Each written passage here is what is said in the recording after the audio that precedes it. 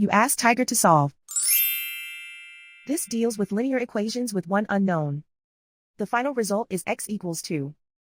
Let's solve it step by step. Group all x terms on the left side of the equation. Add x to both sides. Group like terms. Simplify the arithmetic. Group like terms. Simplify the arithmetic. Group all constants on the right side of the equation. Subtract 12 from both sides.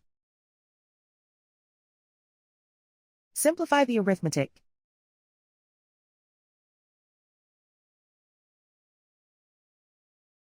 Isolate the x. Divide both sides by -2. Cancel out the negatives. Simplify the fraction.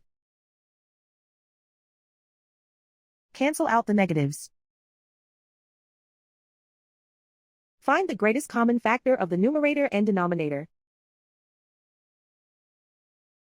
Factor out and cancel the greatest common factor. And so the final result is x equals 2.